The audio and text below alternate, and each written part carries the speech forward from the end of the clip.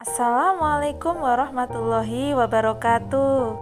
Bagaimana kabarnya Nana? Sehat ya, tetap semangat belajar. Anak-anak hari ini kita belajar bahasa Indonesia ya dengan Bu Sundari. Anak-anak persiapkan LKS-nya ya, LKS-nya disiapkan sambil melihat video ini ya. Sebelum belajar, mari kita baca Bismillahirrohmanirrohim. Masih pada pelajaran pertama ya, yaitu gagasan pokok dan gagasan pendukung dalam teks. Selanjutnya yang B, menemukan gagasan pokok paragraf dan gagasan pendukung dalam paragraf. Nana bisa melihat LKS halaman 16 ya. Sekarang kita kembali ke materi kemarin. Gagasan pokok adalah apa kemarin? Gagasan pokok adalah ide pokok atau ide utama yang dibahas dalam sebuah paragraf atau sebuah bacaan. Jadi kalimat utama atau kalimat pokoknya ya, gagasan pokok itu. Sebelum menemukan gagasan pokok paragraf, anak-anak harus mengetahui paragraf itu apa toh pengertiannya. Paragraf adalah bagian dari karangan yang terdiri dari sejumlah kalimat ya, yang mengungkapkan suatu informasi yang terdiri dari pikiran utama atau kalimat utama sebagai pengendalinya, yang intinya, dan pikiran penjelas atau kalimat penjelas sebagai pendukungnya ya. Ini pengertian paragraf. Paragraf juga disebut sebagai alinea. Sedangkan penulisan paragraf itu ada aturannya, disebut paragraf jika penulisannya yang kalimat awal, berarti yang depan ya, yang awal itu harus menjorok ke dalam, seperti dilihat video ya, menjorok ke dalam, baris pertama lebih ke dalam.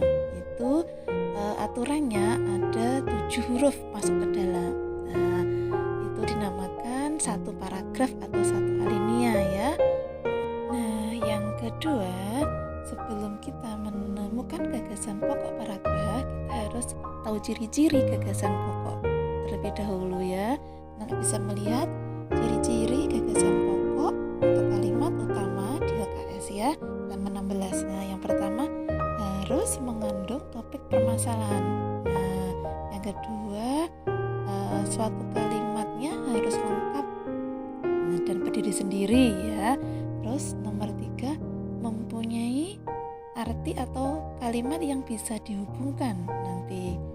Karena nanti kalimat utama itu harus dihubungkan dengan kalimat penjelas ya. Anak harus tahu ciri-cirinya ya, nanti bisa dilihat di LKS. Sekarang kita lanjutkan ke cara menentukan gagasan pokok dan gagasan pendukung ya. Yang pertama, 1, bacalah teks dengan cermat dan seksama terlebih dahulu. Jadi harus dibaca teksnya. Teks itu kalimatnya ya, paragraf-paragrafnya harus dibaca. Nomor 2, cermati kalimat pertama di setiap paragraf. Nomor 3, temukan kalimat utama dan kalimat penjelasnya. Jadi harus anak-anak menemukan kalimat utama mana, kalimat penjelasnya mana dalam satu paragraf tadi atau alinea ya. Terus nomor 4, tentukanlah gagasan pokok yang terletak pada kalimat utama dan gagasan pendukung yang terletak pada kalimat penjelas suatu paragraf. Anak-anak bisa melihat contohnya di video ya. Di situ ada satu paragraf, ya, satu alinea dengan judul batik ya. Ini saya bacakan yang pertama, kalimat pertama, batik merupakan kain tradisional Indonesia. Itu merupakan kalimat utama, kalimat intinya ya, ada di depan ya. Itu contohnya. Terus kain batik dihasilkan dengan cara dilukis atau dicetak menggunakan malam atau lilin yang dipanaskan sampai ke akhir kalimat ya. Itu anak-anak bisa melihat itu sebagai kalimat penjelas ya, bisa ya perhatikan.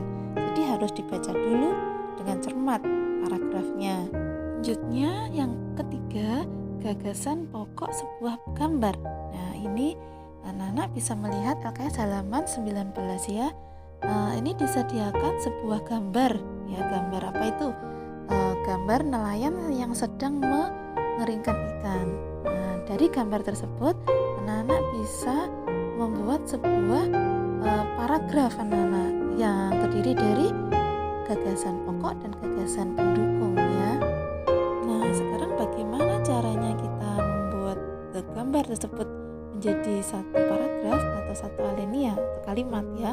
Nah, caranya ini, coba lihat di video. Yang pertama, kita amati gambarnya. Terus kita buat satu pertanyaan untuk kita sendiri ya. Apa yang diceritakan gambar tersebut? Yaitu apa? Penggunaan panas matahari untuk menjemur ikan. Nah, itu sebagai kalimat intinya, kalimat utama ya. Terus yang kedua, kita buat soal sebutkan peristiwa pada gambar yang terkait dengan sumber energi matahari. Nah, apa peristiwanya yang terjadi? Nah, yang terjadi para nelayan menggunakan panas matahari untuk mengeringkan ikan hasil tangkapan atau olahan mereka sebelum dijual ke pasar. Itu peristiwanya. Jadi itu sebagai kalimat penjelasnya. Dari dua jawaban itu anak-anak bisa menemukan gagasan pokok dan gagasan pendukung, sehingga dapat dijadikan dalam bentuk satu paragraf atau satu alinea. Nah, bisa dilihat contohnya ya di video maupun di LKS. Yang terakhir untuk tugas penilaian hari ini ya, anak-anak mengerjakan penilaian harian yang kedua KD 3.1. Dilihat LKS halaman 21, rom 1 pilihan ganda nomor 1 sampai 5 dan rom 2 isian nomor 1 sampai 5. Dikerjakan di LKS saja ya.